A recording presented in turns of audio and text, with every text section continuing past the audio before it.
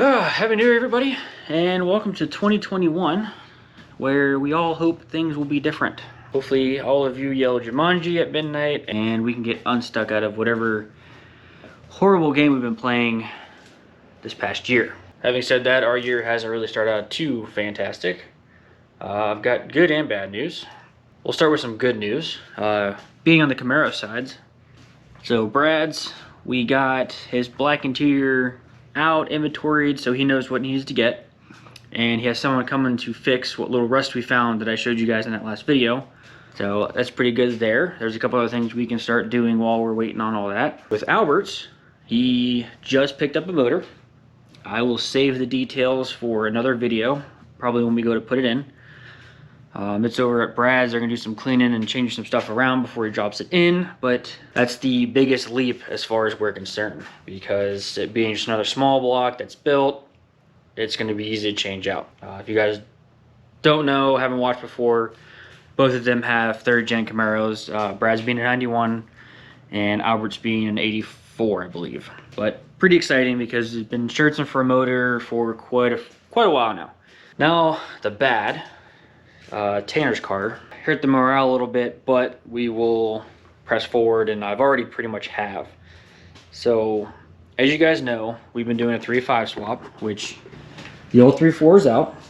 So he's been doing some cleaning, a little bit of fixing, and we'll start prepping for the swap, which is not too much to do without the motor in there, so kind of at a pause while we finish the motor. Basically, it was a snowball effect. It all started with, I was showing you guys that we were doing head studs and multi-layer steel gaskets. Well, the head studs are staying, not a big deal. There's no worry there. The MLS gaskets actually gave us a problem, or specifically for 3400, so it wasn't gonna work. We just went with OEM gaskets, which, not a big deal. That's what's on mine. You know, we're not going for some horribly high horsepower numbers, so I'm not too worried about it. It was just a convenience thing having them head gaskets. Those are gonna get sold, I already listed them. Hopefully someone else can make use of them for an absolute fraction of the cost of what new ones would be. After that, we got new head gaskets. We went to put the quote unquote built heads on. They had some springs and port work done. Nice little upgrade. Well, ran into the problem there. Not one, but 3 of the threaded holes for the rockers were already helicoiled and stripped out again. As soon as we went to just hand tighten the rockers in, it was pulling the threads right back out. So I don't feel comfortable trying to drill it out and hope for the best that it won't do it again. A machine shop right now is just out of the question and out of the budget. So the quicker, easier, and I guess somewhat cheaper route, we grabbed the old heads that came with that motor. You know, nothing wrong with them, they're just dirty. So we're gonna get them cleaned up, as you see, and pull this old springs off and put upgraded ones back in here. And then what I'll do is I'm actually going to do a little bit of just gasket matching on the intake ports. I have the tools to do that. That's not really a big deal, and it doesn't have to be exactly perfect, so I don't mind doing at least that. That's where another problem came in. So we were like, okay, well, let's just take the valve springs from the old heads, put them on the new. Well, these are LS6 ones, okay, and the base circle is a lot smaller, so it doesn't fit on stock valve seals.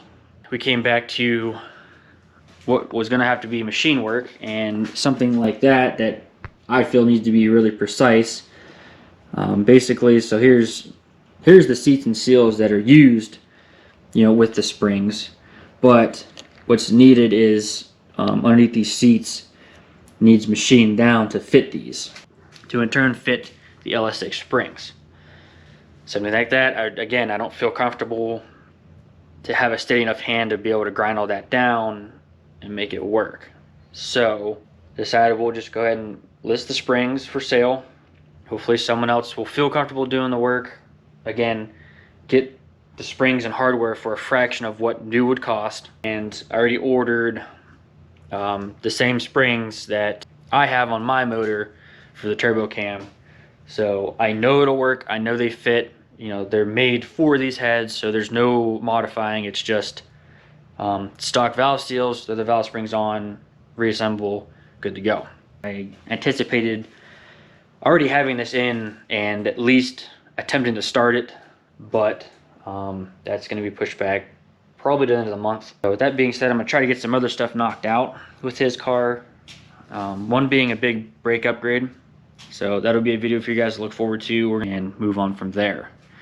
So along with that, and a couple of little maintenance items that need done, as well as his interior, hopefully we can have this thing close to done by February. I can finally start on my car because I still haven't touched it. I put an intake pipe on, that was it. That's all I have for an update. Hopefully your guys' new year is starting out a little better than ours, but it is only a few days in and we have another 300 some days to go. So what the plan is now too with the LX9 swap video, it is actually going to be 2 videos. There was a lot of info I wanted to go over, so the first one, which I'm working on now, basically just be a bunch of info and a little bit on getting the 3.4 out. And then what we'll do is I'll pick up filming once we get this ready and to a point where you guys would be in a swap and drop it in and dress it and do all the final touches. With that, thanks for watching and we will see you on the next one.